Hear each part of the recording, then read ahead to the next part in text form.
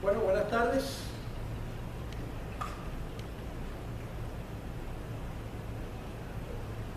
Quiero, antes de comenzar, bueno, no pasar la fecha, ¿no? El Día de los Padres. Quiero, bueno, felicitar a todos los padres de aquí de nuestra iglesia, a todos los padres del mundo entero. Pero en especial quiero que sepan que el mayor regalo que hemos recibido nosotros ha sido la salvación. Y esa salvación no fue de gratis.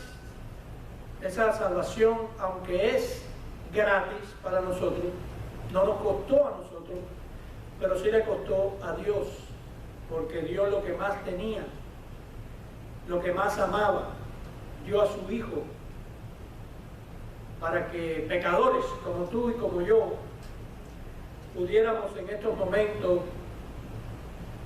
ser ricos, como hemos visto en esta serie de Efesios. Y me parece que una de las cosas que debe tener el Hijo de Dios, escuche como dije, Hijo de Dios, para que haya hijo tiene que haber un padre. Una de las cosas que debemos de tener nosotros los hijos de Dios es agradecimiento a Dios. Por eso quiero felicitar a los padres, pero primeramente quiero felicitar a mi Dios, darle gracias a Él. Por Él estamos aquí, por Él estoy yo aquí. Muchas veces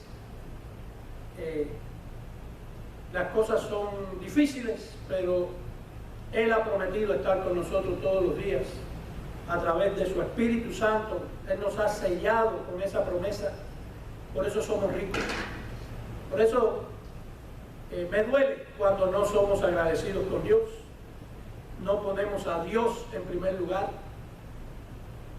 y creo que deberíamos, como hijos de Dios, ser agradecidos con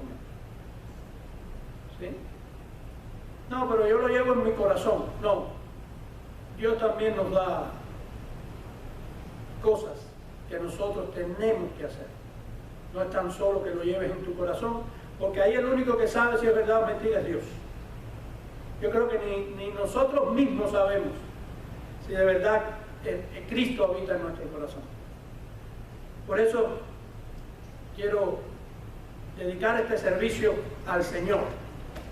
Él es nuestro Padre Celestial, Él se lleva toda la gloria, Él se lleva toda la honra, y este servicio es para Él. Me parece que el mejor regalo es predicar su palabra. Muchas veces queremos hacer un servicio especial, pero para Dios todos los días son especiales, todos los servicios son especiales, y para Él el mayor regocijo como padre es ver a sus hijos predicar su palabra y recibir de su palabra. Así que los invito a que vaya conmigo a Efesios capítulo 3. Efesios capítulo 3, y vamos a leer del versículo 1 al versículo 13. Efesios 3, del 1 al 13. Recuerden que estamos en la serie La unidad del cuerpo de Cristo, y hoy vamos a un tema, que es el tema número 7, que se llama de esta manera: el misterio revelado. Vamos a ver de qué nos habla Efesios, o Pablo, aquí en esta carta de los Efesios, capítulo 3. Por esta causa yo, Pablo, prisionero de Cristo Jesús, por amor a vosotros los gentiles, si en verdad habéis oído de la dispensación de la gracia de Dios que me fue dada para vosotros, que por revelación me fue dado a conocer el misterio, tal como antes os escribí brevemente, en vista de lo cual, leyendo, podréis comprender mi discernimiento del misterio de Cristo, que en otras generaciones no se dio a conocer a los hijos de los hombres, como ahora ha sido revelado a sus santos apóstoles y profetas por el Espíritu, a saber que los gentiles son coherederos y miembros del mismo cuerpo, participando igualmente de la promesa en Cristo Jesús mediante el Evangelio, del cual fui hecho ministro, conforme al don de la gracia de Dios que se me ha concedido según la eficacia de su poder. A mí, que soy menos que el más pequeño de todos los santos, se me concedió esta gracia: anunciar a los gentiles las inescrutables riquezas de Cristo y sacar a luz cuál es la dispensación del misterio que por los siglos ha estado oculto en Dios, creador de todas las cosas, a fin de que la infinita sabiduría de Dios sea ahora dada a conocer por medio de la Iglesia a los principados y potestades en las regiones celestiales, conforme al propósito eterno que llevó a cabo en Cristo Jesús nuestro Señor, en quien tenemos libertad y acceso a Dios con confianza, por medio de la fe en Él. Ruego, por tanto, que no desmayéis a causa de mis tribulaciones por vosotros, porque son vuestra gloria. Y cierra paréntesis. Esto es una oración que Pablo está haciendo desde el versículo 1 al 13, es la primera oración de este capítulo 13. Capítulo 13 son dos oraciones que Pablo hace. Esta es la primera. Va a revelarnos el misterio de Dios, que Él desde tiempos antiguos no había revelado a nadie. Ahora, antes de entrar de lleno en la predicación de hoy, quiero hacer un bosquejo. En el capítulo 1, recordemos que cómo Pablo nos muestra que Dios es el responsable de todas las cosas que suceden. Él nos creó, Él nos predestinó, dice la palabra, antes de la fundación del mundo. Nada de lo que fue creado, que fue hecho, no fue hecho por un hombre. Todo fue creado, fue hecho, fue predestinado, era un propósito de Dios antes de la fundación del mundo. Y aún el llamado de Pablo fue por la gracia de Dios. ¿Sí?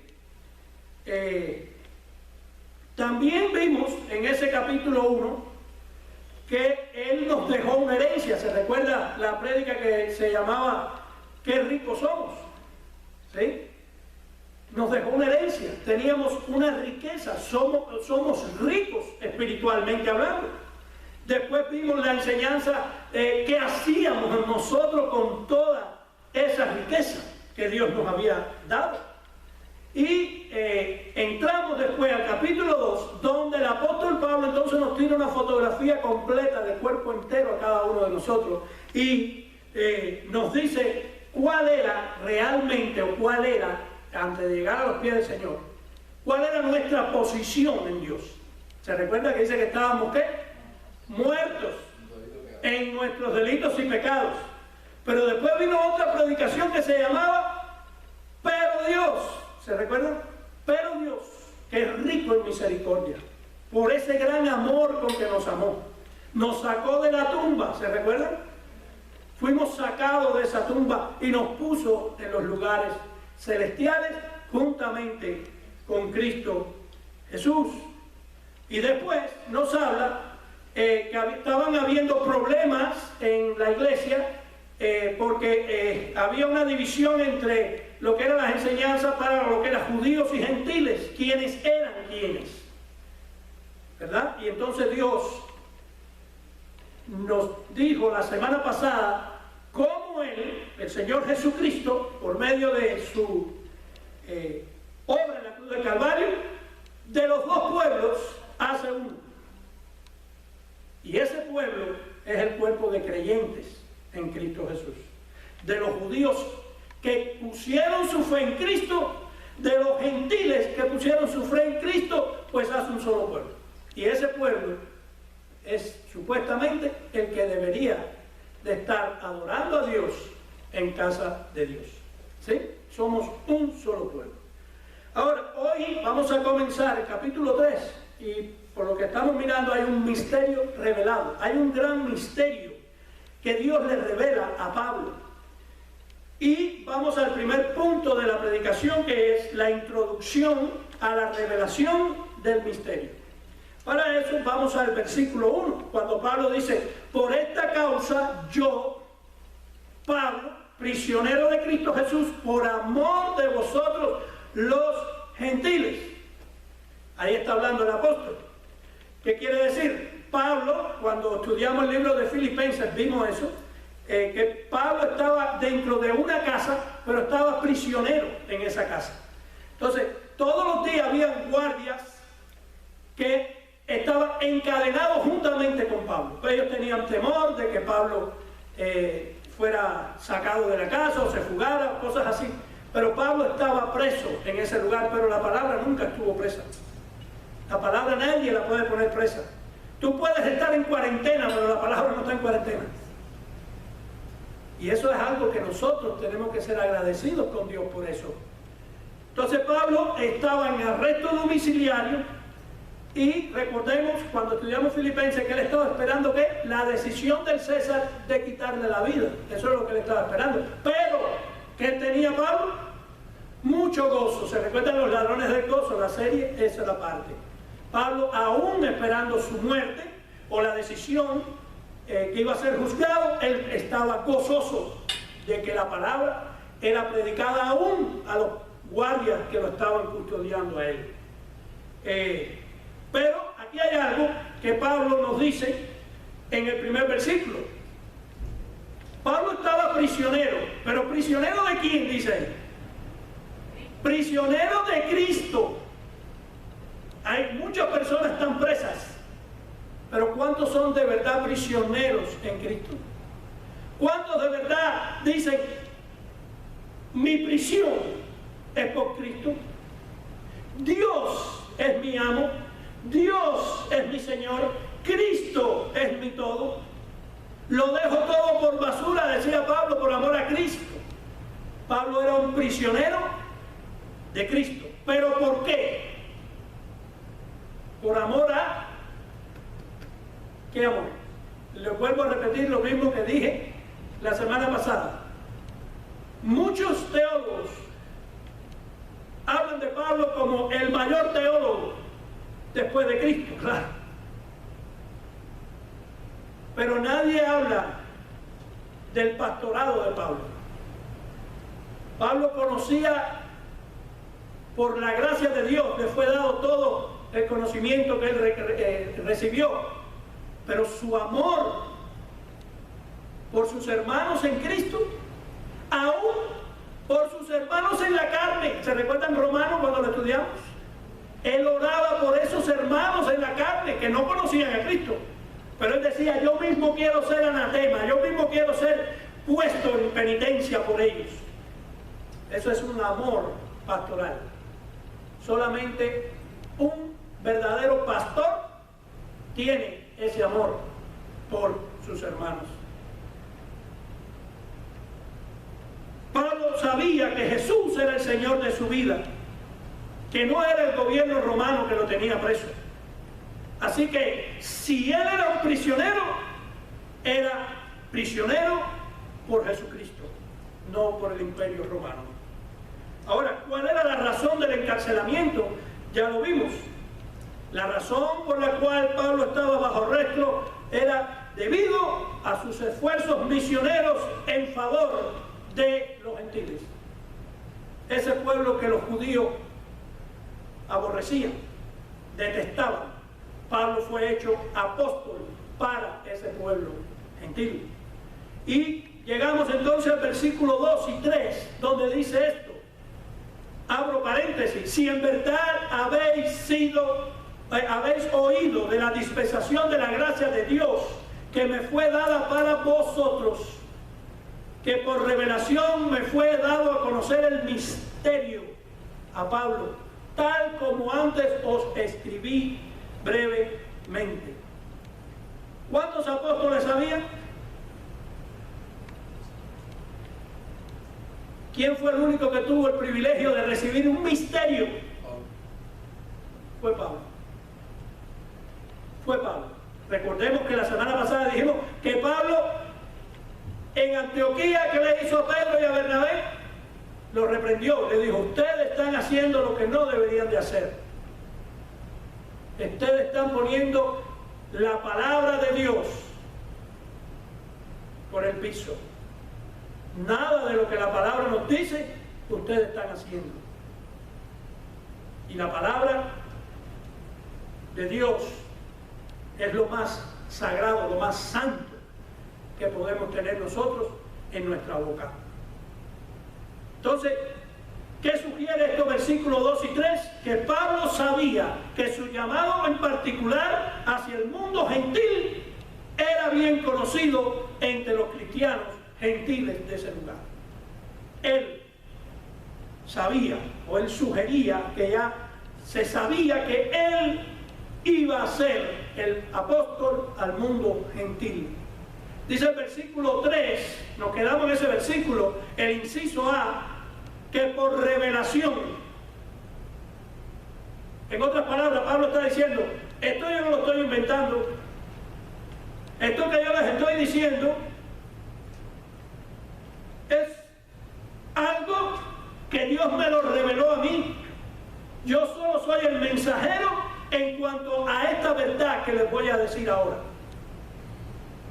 Esta verdad que ustedes van a escuchar no fue que yo la inventé, fue que el mismo Señor me la reveló a mí. Y el versículo 3, pero en el inciso B dice: me fue declarado el misterio. Por eso dice: por revelación me fue declarado o me fue dado a conocer este misterio que yo les voy a decir ahora. Ahora, ¿qué es un misterio? En nuestro idioma, un misterio es algo que es oscuro, secreto, un acertijo. Ahora, lo que es misterioso es inexplicable. Lo que es misterioso aún llega a ser algo incomprensible. Es un misterio, no se sabe. Es algo oscuro, algo que está detrás de algo. Pero la palabra griega, misterión, sin embargo, es algo diferente. Cuando vamos a la etimología de la palabra en el griego. Aunque aún es un secreto y ya no está guardado celosamente, sino abierto. Más simple, esta palabra misterión es una verdad la cual está escondida del conocimiento humano o del entendimiento humano, pero que ahora es hecha conocida por la revelación de Dios. Lo único que podía dar a conocer ese misterio era la revelación de Dios a alguien, y en ese caso Dios escogió a Pablo. Sigue el versículo 5, Pablo diciendo que en otras generaciones no se dio a conocer a los hijos de los hombres, como ahora ha sido revelado a sus santos apóstoles y profetas por el Espíritu. En otras palabras, al parecer Dios utilizó a Pablo al declarar cómo los judíos y los gentiles pueden ser unidos como un solo cuerpo, y eso lo vimos la semana pasada. Pero eso no se dio a conocer en el Antiguo Testamento. Eso que nosotros vimos la semana pasada, unidos en un solo cuerpo, no se dio a conocer en el Antiguo Testamento. La salvación de los gentiles está profetizado en el Mesías, en Cristo. O sea, nunca en el Antiguo Testamento se ha hablado de la unión entre un judío y un gentil dentro de una misma organización, que en este caso es la iglesia, el cuerpo de Cristo. Eso nunca en el Antiguo Testamento se dio a conocer. Nadie ni por su cabeza pasaba que un judío y un gentil iban a convivir juntos. Entonces viene la iluminación, viene la revelación de Dios, ¿verdad? Y se lo da a conocer a Pablo para que lo exponga al mundo gentil. Y entonces viene el punto número 2 de nuestra enseñanza, el misterio descrito. Vamos a ver en el versículo 6 y 7 cómo Dios describe a través de Pablo este misterio descrito.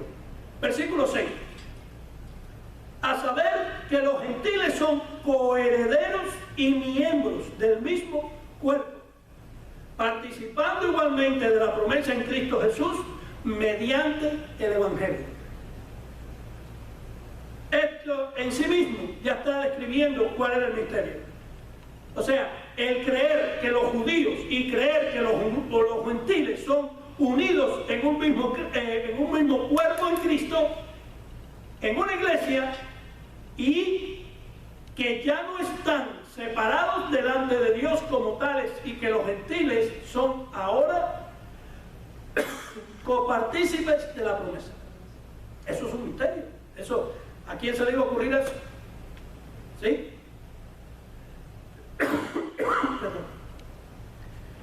Esto solo puede pasar por medio de ¿qué, mis hermanos? Esto que sucedió entre judíos y los gentiles, como el Señor a unos, de los dos hace un solo cuerpo, solamente puede pasar a través del Evangelio de Jesucristo. Tuvo que llegar Jesucristo, morir en la cruz del Calvario y revelar todas las cosas que se hicieron a través de ese sacrificio en la cruz del Calvario. Todos los hombres, a través del Evangelio, tienen una posición en Cristo. Todos. O sea, este es el Evangelio del cual Pablo, siendo un siervo, debido al don de la gracia que se le había dado a él, por la obra del poder de Dios, él declara ese misterio que ha sido revelado. Pero fíjense cómo es, y no pierdan esto de vista, es a través del Evangelio que ese misterio es revelado a los hombres. Ese misterio se le revela a Pablo para que Pablo, siendo el apóstol de los gentiles, lo dé a conocer. Ese Evangelio de Jesucristo. ¿Qué es el Evangelio? Las buenas nuevas. Las buenas nuevas. Entonces después continúa el versículo 7. En el 6 dice: a saber que los gentiles son coherederos y miembros del mismo cuerpo, participando igualmente de la promesa en Cristo Jesús mediante el Evangelio. Versículo 7. Del cual fui hecho ministro. Quiere decir, Pablo no se envió él solo.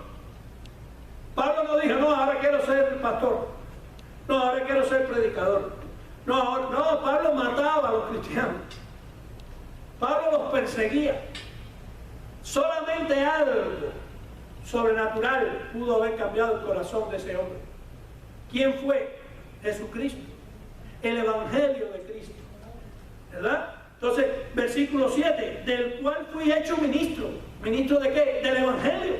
Mira, es un privilegio. Nosotros como pastores sufrimos, ¿qué no sufrimos? Póngale usted el nombre. Pero es un privilegio predicar la palabra de Dios.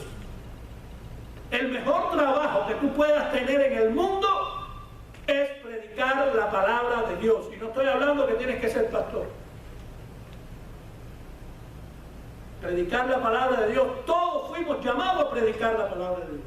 Abre tu boca y predica la palabra, para que vea qué bien usted se siente de haber sido puesto en las manos del Señor para su obra. Eso es lo más lindo que hay. Pablo dice que él es un ministro, pero ese es un título de servicio. Él no está diciendo: yo soy un ministro, para decir yo soy el apóstol fulano de tal, aquel que sale por la televisión. No, yo soy ministro, pero en el nivel de servicio. Si Jesús, siendo Dios, ¿qué hizo con sus discípulos? Dice que él se despojó de él mismo. Y Pablo dice después: imítenme a mí, así como yo. Cuando él dice fui hecho un ministro, está diciendo: yo fui hecho un servidor. Y hoy todos quieren ser apóstoles y pastores y tener las iglesias repletas de personas y llamarse y mirar por la televisión y todas esas cosas, que no está mal en sí mismo, pero ese no es el propósito. Pablo fue hecho ministro, pero como servidor, no para exaltarse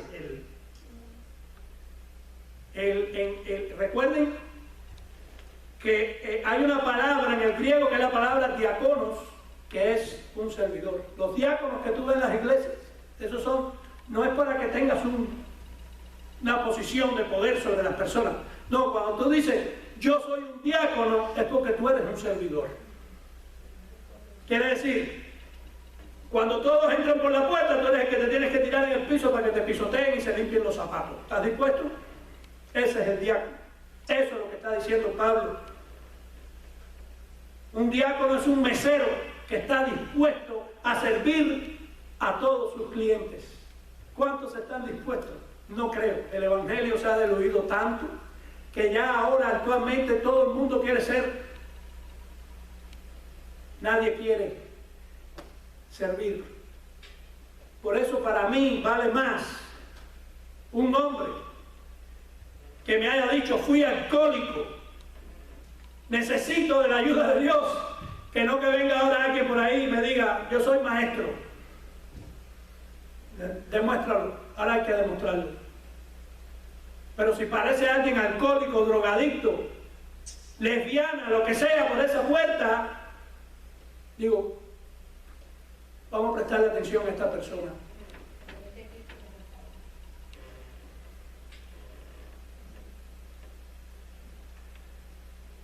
Un ministro es un servidor, no importa dónde estés.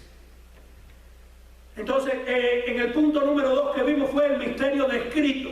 Dios describe, o Pablo describe el misterio que le fue revelado. El punto número 3 viene la presentación del misterio. Ahora Pablo nos va a presentar el misterio en el versículo 8 al versículo 9.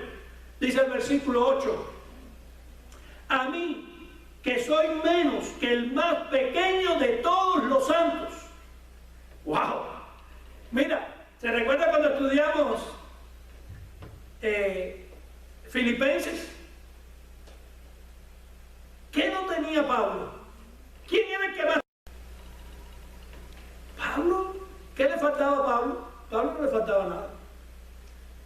Fariseo de fariseo. Pero mira lo que dice ahí. A mí que soy menos que el más pequeño de todos los santos. ¿Sabe quiénes son todos los santos? Inclúyete. Pablo está diciendo que es más pequeño que tú. Y eso que tú te crees un santo pequeño, ¿verdad? Ay, yo no sé ni orar. Bueno, Pablo se está diciendo que es peor que tú, más bajito que tú, más pequeño que tú. Por eso dice, a mí que soy el más pequeño de todos los santos, se me concedió esta gracia. Mi hermano, hasta que tú no seas agradecido con Dios y reconozca que tú no mereces lo que tienes, hay un problema. Hasta que tú no digas, lo que tengo, se lo debo a Dios. Lo que tengo es de Él. Porque el día que Él quiera, en un abrir y cerrar de ojos, mira, tú ves todo lo que conlleva a llegar a un punto, a una altura, ya sea de lo que sea, de una casa nueva, un negocio, ministerialmente hablando, pastoral. ¿Tú ves todo el esfuerzo que conlleva eso? Bueno, en un abrir y cerrar de ojos, todo eso se va. Porque todo está en la gracia de Dios. Todo está en lo que Dios quiera. Todo está en la voluntad del Señor. Todo le pertenece a Él. Por eso Él dice que Él es el más pequeño de todos los santos. Y por eso Pablo en este versículo 8a está maravillado de la gracia que le fue dada a Él, por la cual Él era llamado a predicar el Evangelio, el cual hace del misterio una realidad. Mira, cuando nosotros consideramos la historia personal de Pablo, vemos que en verdad Pablo fue llamado por gracia. Pablo fue llamado. ¿Pablo a qué iba? ¿Rumbo a dónde? ¿A hacer qué? ¿A qué iba Pablo allí? ¿A predicar el Evangelio? Él iba a sacrificar cristianos, él iba a matarlos. Y Jesucristo se le apareció. Por la gracia. Por la gracia. Por eso Pablo siempre estuvo agradecido. Acuérdense que Pablo cuando cae, bueno, unos dicen que un caballo, otros dicen que un camello, no sé de lo que se cayó, pero se cayó. Cuando él se cayó, ¿qué se quedó? Ciego. Y él dijo, pero ¿y ahora? Ciego.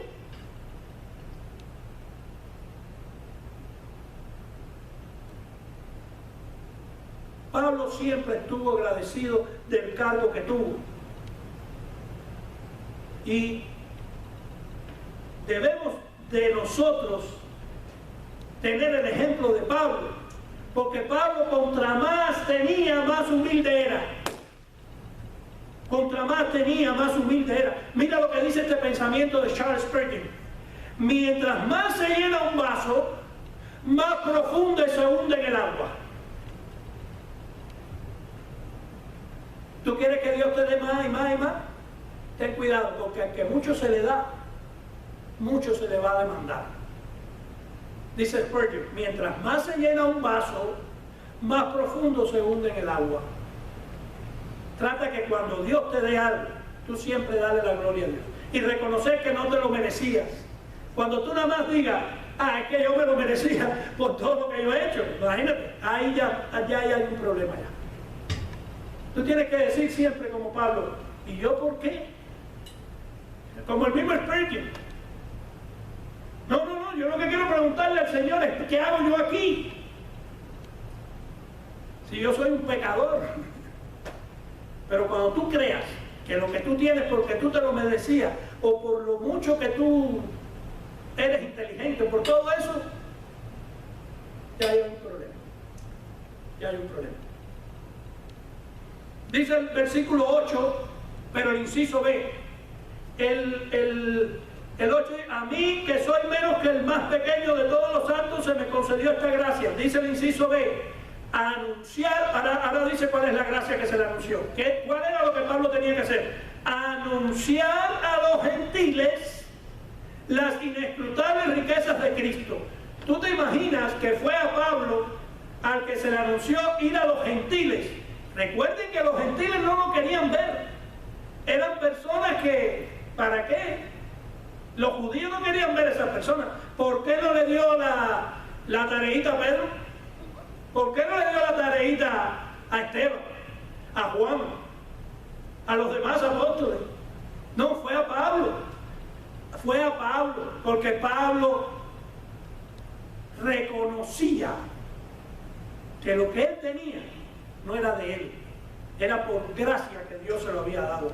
El corazón pastoral de Pablo. Solamente, recuerden que Pablo no solamente le habló a los gentiles del vulgo, él fue y le habló a reyes, le habló al César, le habló a todo el mundo, le habló a los grandes cerebros en el Areópago, ¿se recuerdan? Al Dios no conocido, cuando él les predica de quién era ese Dios que ellos estaban adorando y no sabían ni quién era. Solamente alguien como Pablo podía haber ido ahí. ¿Por qué no enviaron a otro? No, tenía que ser Pablo. ¿Pero porque Pablo era mejor? No, porque Pablo sabía que lo que él tenía era por la gracia de Dios.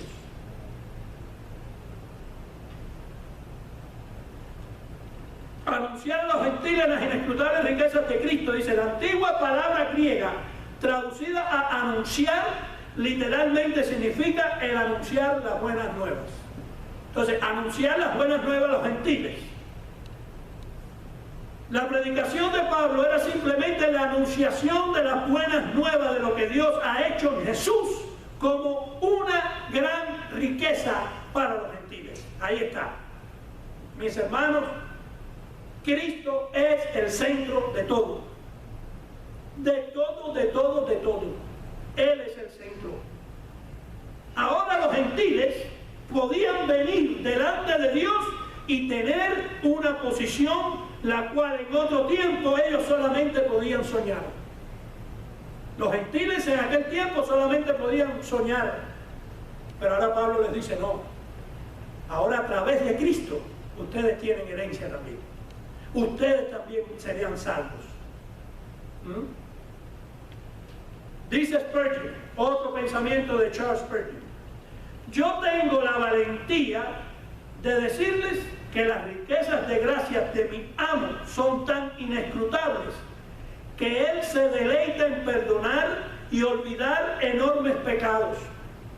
Mientras más grande sea el pecado, más gloria es dada a su gracia. Si tienes una gran deuda, él es lo suficientemente rico para cumplir con tus obligaciones. Si estás en la misma puerta del infierno, escucha esto, si estás en la misma puerta del infierno, él es capaz de tomarte de las garras de la destrucción. ¿Cuántos estábamos? Yo estaba en la puerta del infierno. Y el Señor, mira, el único que pudo rescatarme de las garras del infierno es el Señor.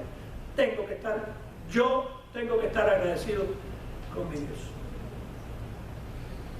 Porque aquí cada cual sabe su historia, ¿verdad? De dónde Dios lo sacó. Pero agradecido tenemos que estar con el Señor. Versículo 9.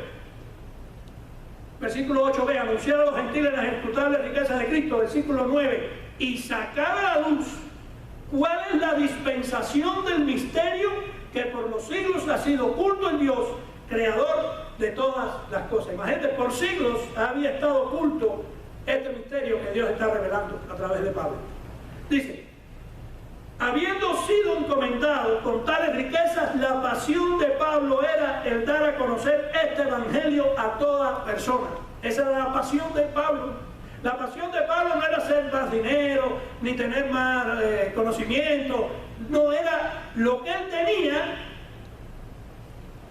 que el hermano que está al lado supiera quién era el que le había dado eso.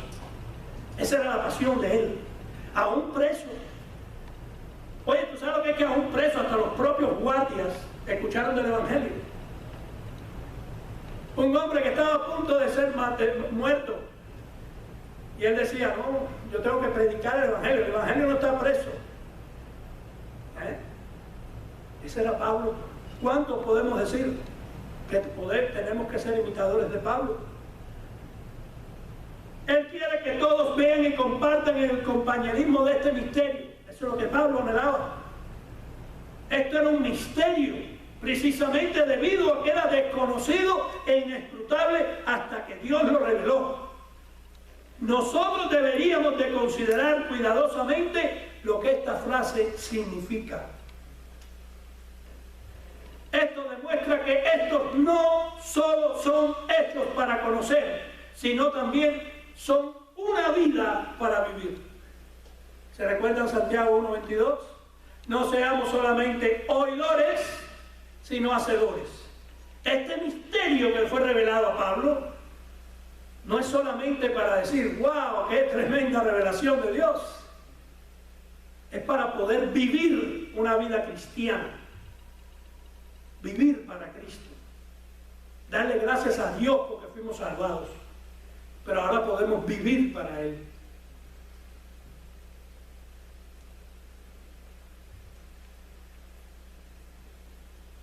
Punto número 3. ¿Cuál es el propósito de este misterio? Vamos al versículo 10 y 12. A fin de que la infinita sabiduría de Dios sea ahora dada a conocer por medio de la iglesia a los principados y potestades en las regiones celestiales. Versículo 10a. A fin de que la infinita sabiduría de Dios sea ahora dada a conocer.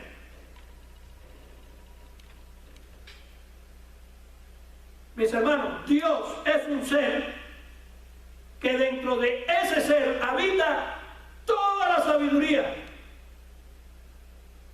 Toda la sabiduría. Toda la gloria está ahí. Él es Dios. Dentro de Él habita todo eso, toda esa sabiduría. Y dentro de eso, Él también quiere que sus criaturas, sus hijos, conozcan su gran y multiforme sabiduría. Mira, el que esté falta de sabiduría, ¿qué? Pídale a Dios. En Él está toda la sabiduría. Ay, es que yo no sé qué voy a hacer en este momento, estoy confundido. Bueno, pídele a Dios sabiduría. Él te lo va a dar. Él te lo va a dar. Pero tienes que pedirle ¿cómo? En oración, leyendo su palabra. No es que Dios va a bajar ahora y se va a sentar al lado tuyo y va a decir, bueno, mira, mañana en vez de hacer esto, a aquello y lo otro y lo otro. Ay, qué rico sería, ¿verdad? Pero no es así. Tenemos que pedirle la sabiduría a Dios. ¿Cómo la encontramos? A través de la oración, a través de la revelación de su palabra, a través de escudriñar su palabra, a través de tener una intimidad con Él. Tú no me puedes decir a mí que tú conoces a Dios y tú no tienes intimidad con Dios. No puedes, es imposible. ¿Desde cuándo tú no oras a Dios? ¿Me vas a decir que tú conoces a Dios? ¿Desde cuándo tú no abres una Biblia? ¿Tú me vas a decir que conoces a Dios? Imposible, porque la palabra me dice que no es eso, no es así. Que tú te quieras escudar detrás de eso, eso es otra cosa. Que solamente tú y Dios puede tener ese problema. Yo no me puedo meter en eso. Pero por su fruto los conoceré, dice la palabra, ¿verdad? Por favor. Acuérdense que no estamos engañando a un pastor, ni a un amigo, es que a Dios no lo vas a engañar. Dios no puede ser ¿qué? Burlado. A Dios no lo engañas. Versículo 10b, por medio de la iglesia, los principados y potestades en las regiones celestiales. Voy a leerlo desde el principio. A fin de que la infinita sabiduría de Dios sea ahora dada a conocer. ¿Por medio de quién?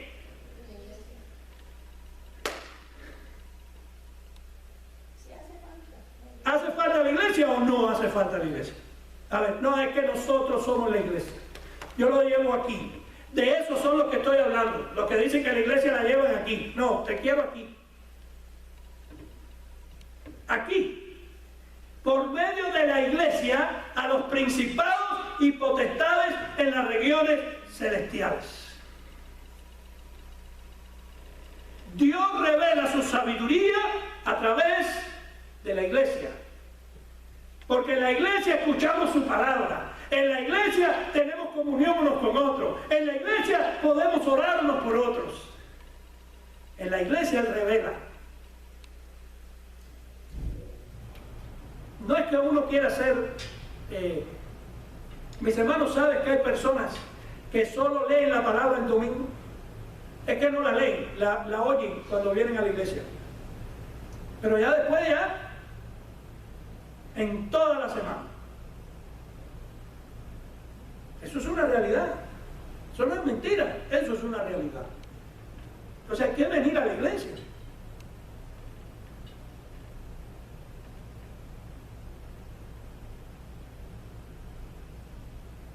El Señor revelará su obra en la iglesia y Él la revelará a los seres angelicales, principados y potestades, que es lo que está hablando ahí.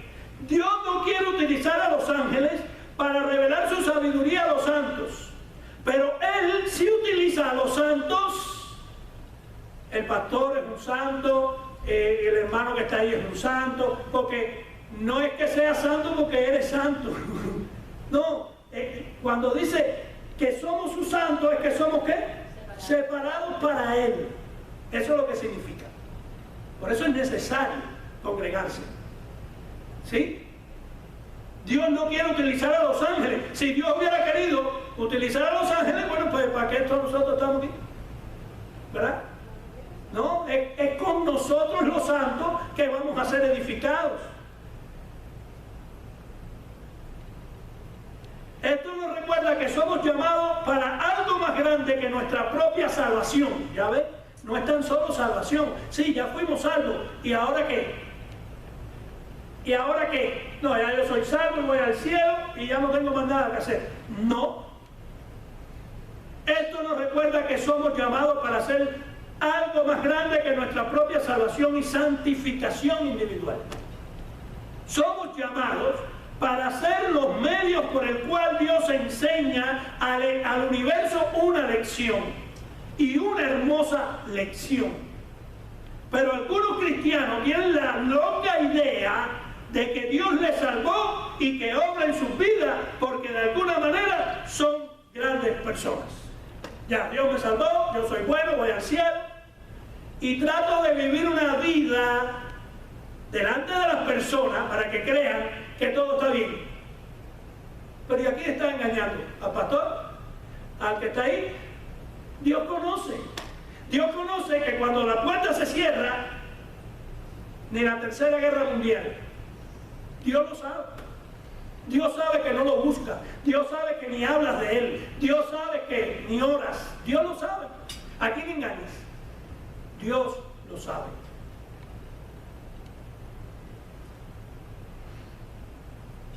Una interpretación popular de hoy en día a los principados y potestades como estados políticos y estructuras económicas modernas, la idea es que la iglesia es primeramente un testigo para ellos y deberían de redimir a los gobiernos y estructuras sociales por medio de su testimonio.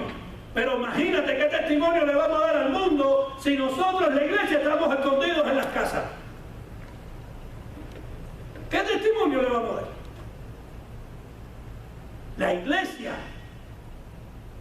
estamos para darle al mundo un testimonio de Cristo en nosotros.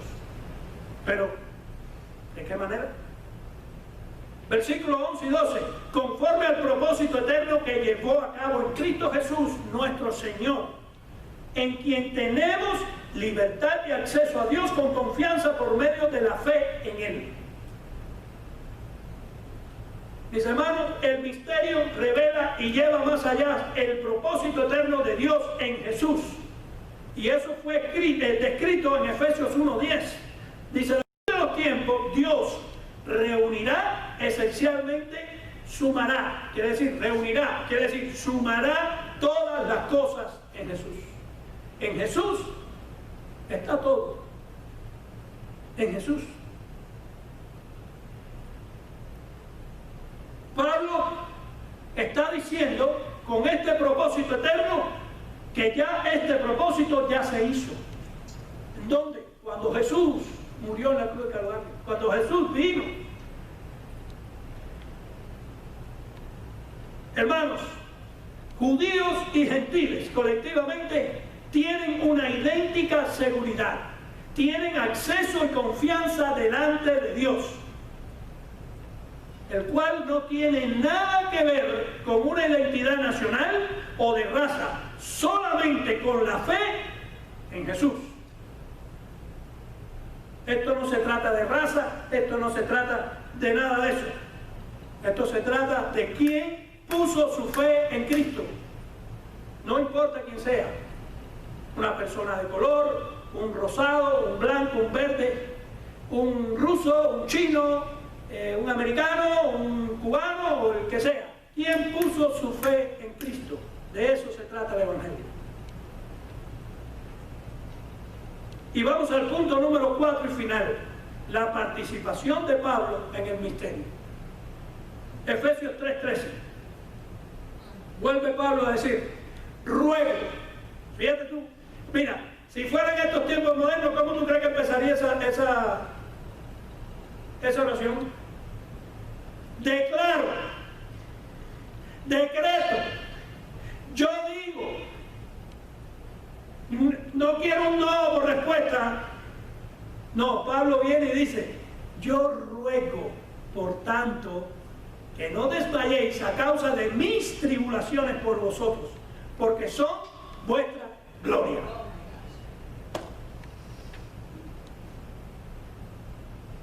Hermanos, a pesar de que Pablo estaba bajo arresto por el bien del Evangelio, Pablo le pide a sus lectores, a sus creyentes, a sus amigos en la fe, a sus hermanos en la fe, que no desmayen.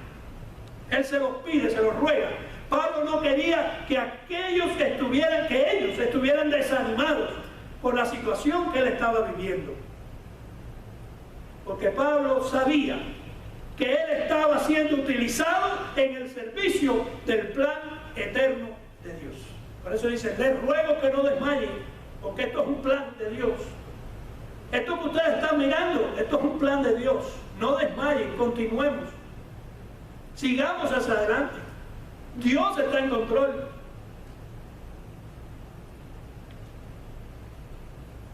Como dijimos al principio del estudio, Pablo escribió la carta a los Efesios desde una prisión. Él vivió toda su vida con la pasión de traer salvación a su pueblo, a los judíos. Acuérdense que Pablo era judío. Y por eso se recuerda Romanos 9, del 1 al 3. Él comienza orando por su pueblo. Es más, que deben leerlo para que vean. Romanos 9, del 1 al 3, dice: digo la verdad en Cristo, no miento, dándome testimonio mi conciencia en el Espíritu Santo, de que tengo gran tristeza y continuo dolor en mi corazón, porque desearía yo mismo ser anatema, separado de Cristo por amor a mis hermanos, mis parientes según la carne. ¿Sabe de quién está hablando ahí? Del pueblo judío. Pablo estaba prisionero en Roma, esperando su juicio delante del César. Y allí, debido a que él sabía que Dios quería compartir las buenas nuevas del Mesías, ¿con quién? Con los gentiles. Él no tenía miedo de predicar la verdad.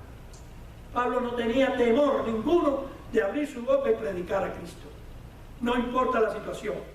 Pablo sabía que él estaba siendo utilizado y quizás en una manera más grande de lo que él mismo se podía haber imaginado. Tremendo el llamado de Pablo. O sea, este encarcelamiento romano produjo las cartas de Efesios. Mira tú el propósito. Ahora los apóstoles quieren ir al 5 estrellas, ¿no? Y te cuento, y no escriben ni los sermones. Pero Pablo preso, escribió la carta a los Efesios, a los Colosenses, a los Filipenses, todas las cartas. Pablo las escribió ¿dónde? En prisión. En prisión. La mayoría de sus cartas. Pero él no estaba triste, él seguía, porque él sabía que ese estado en el cual él estaba, Dios mismo lo había puesto ahí. Dios permitió eso. Tú sabes que hay veces que muchos de nosotros necesitamos que nos aíslen de vez en cuando. Cuando estamos normal, no pensamos en nada. Pero si Dios tiene un propósito contigo, si no tiene un propósito contigo, no te preocupes, sigue ahí pensando en boberías. Pero si Dios tiene un propósito contigo, algo va a pasar. Que te va a meter en un cuarto, en una cárcel, en la cama de un hospital, en algún lado te va a meter. Porque si tú no quieres, te va a pasar como estaba hablando con mi hermano, como Jonás. No, vete para Nínive. No, yo no voy, yo voy para otro lado. Tú vas a ir a Nínive porque yo dije que tú vas. Ya fuiste, ya predicaste, ya hiciste lo que yo dije. Ahora voy a mandar un gusano que se coma la calabaza y te caiga en la cabeza y te mate. Pero vas a hacer lo que Dios diga, no lo que tú quieras. Mis hermanos, ruego por todos los santos, como decía Pablo, que comprendamos eso. De la misma manera, cada uno de nosotros tiene un lugar en el servicio del plan eterno de Dios. El conocer esto y el buscarla es una buena defensa para no desmayar en medio de la tribulación. Pues, hermanos, no desmayemos. Y empiezo por mí mismo. ¿Sí? Hay veces que me pongo en el papel de Pablo. Mi corazón se constriñe, se pone chiquitito, lloro sin que nadie me vea, porque no veo compromiso, porque no veo nada, ¿verdad? Al contrario. Pero aún eso está dentro del plan de Dios. ¿Cuál es Yo no sé. Yo tengo que hacer como decía Pablo, continuar. Continuar. No desmayar y continuar. Y continuar. Dios sabrá, ¿verdad? Dios sabrá. Mira lo que dice la frase de esta tarde y nos vamos. Dios se deleita al usar a cristianos comunes que llegan al fin de sí mismos y deciden confiar en su extraordinaria provisión. David Platt. Dios se deleita al usar a cristianos comunes que llegan al fin de sí mismos. ¿Tú sabes lo que significa que llegan al fin de sí mismos? El hermano este que te digo, él siempre me dice, pastor, el problema es que hay personas que hasta que no llegan hasta lo último, que están ya allá abajo, que no tienen para dónde mirar, no va a pasar nada. Eso es lo que estaba diciendo David Platt aquí. Dios se deleita al usar a cristianos comunes que llegan al fin de sí mismos, porque cuando tú llegas al fin de ti mismo, ya tú no confías en ti, entonces ya tú tienes que obligadamente decir, Señor, ya yo no puedo. Ahí es donde entra entonces el Evangelio. Ahí es donde entra el amor de Dios y te dice, y deciden confiar en su extraordinaria provisión. Ahí es donde entra la provisión de Dios, en todas las partes. No estoy hablando ahí económicamente, aunque también entra en esa frase, pero no estoy hablando económicamente.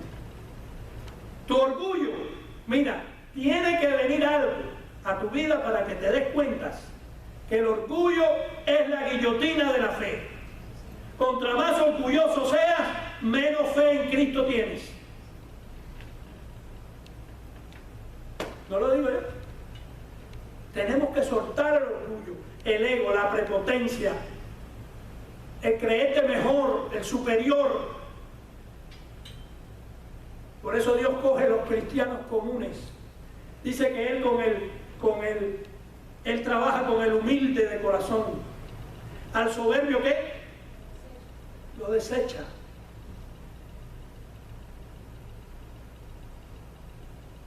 Gracias a Dios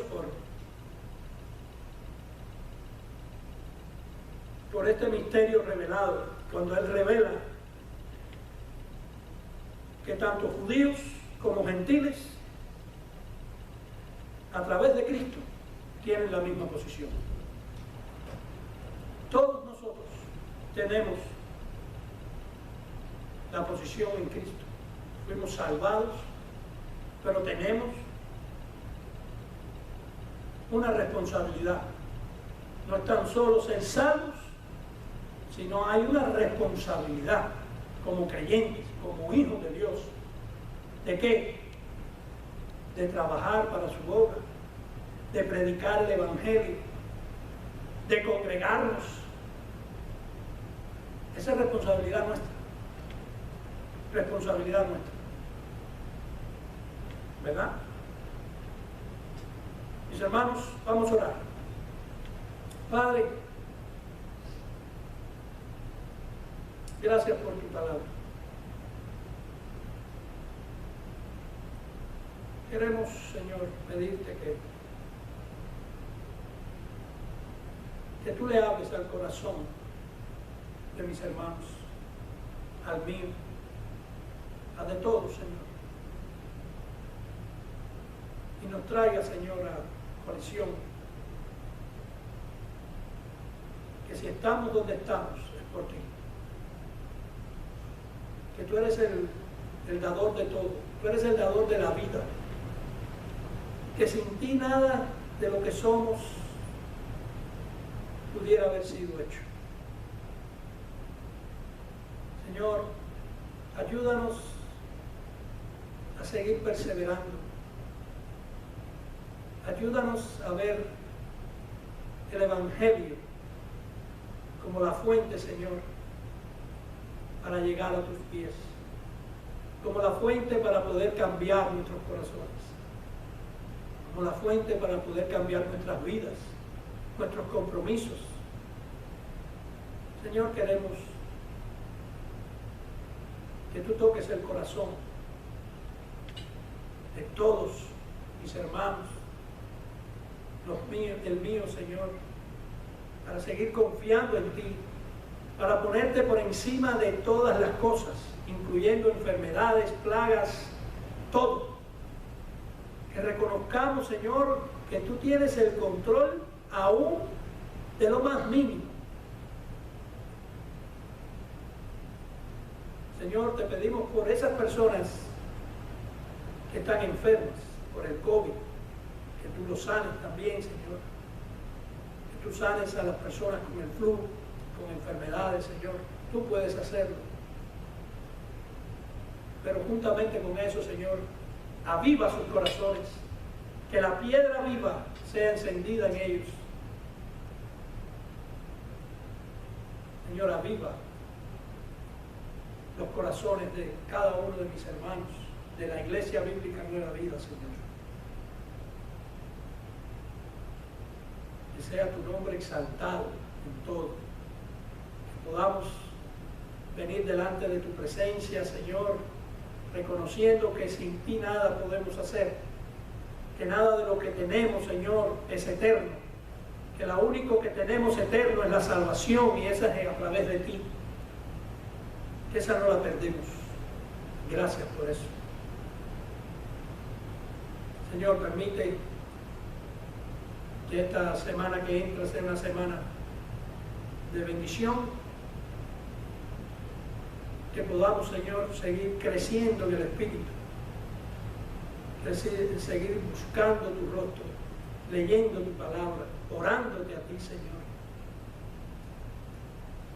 Padre, te necesitamos. Estamos en tiempos bien peligrosos. El diablo, como decía mi esposa, anda como león rugiente, buscando cristianos a quien devorar. Y eso es una realidad. Por eso, Señor, nos ponemos a la brecha con cada uno de nuestros hermanos, para que tú trabajes en ellos, Señor. Gracias, mi Dios, por este tiempo. Gracias por tu servicio. Gracias por ser nuestro Padre Celestial. A ti te adoramos, te exaltamos, te damos la gloria. En el nombre de Jesús. Amén y amén. Mis hermanos, muchas gracias. La próxima semana, pues, estaremos aquí nuevamente. Dios los bendiga.